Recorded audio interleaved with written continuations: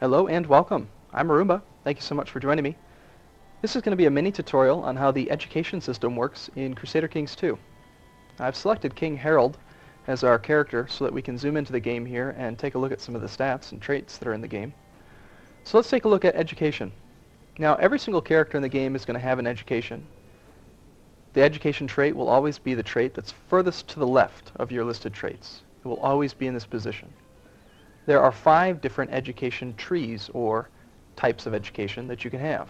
One that affects diplomacy, one that affects martial, one that affects stewardship, one that affects intrigue, and one that affects state learning. There are also 4 levels to each education trait. The highest level will give you +9 to your chosen education stat. The second highest level gives you +6, and the third level gives you +3, and the lowest level, or level 4 of the education trait, would just give you +1 to your chosen attribute. So for instance, we can take a look in the Find Characters interface and see some examples.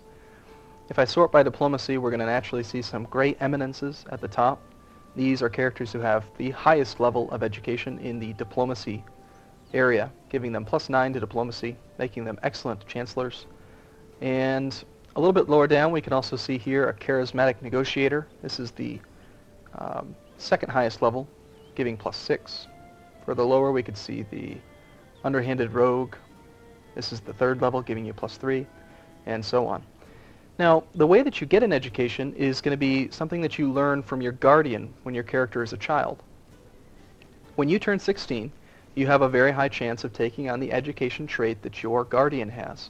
So for instance, if I had a son who I wanted to become a diplomat, I could give him to this character here, have him educate my son, and he would have a very high chance of passing on the gray eminence trait.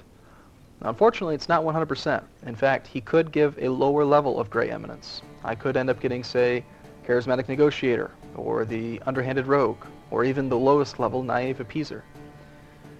It's also altogether possible that he could just pass on the wrong education period. I could end up with someone who has the martial ability, stewardship, intrigue, or learning.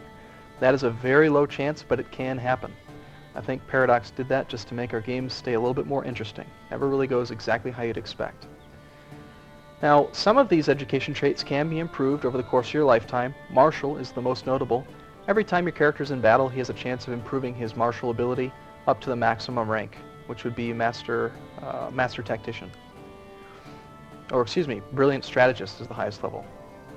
Also be aware that Martial is the only education trait that increases your character's health.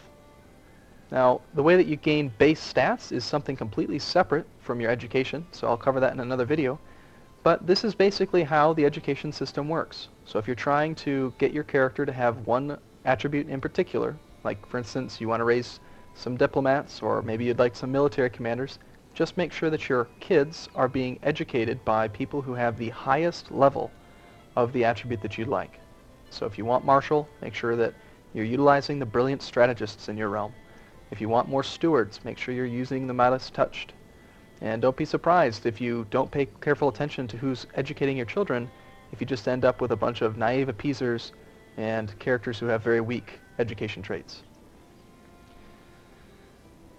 So that's it for this video. Hopefully you found this beneficial. If you'd like, you can also always check out the other videos on my channel. There are some Let's Plays and other guides that I can link to down below.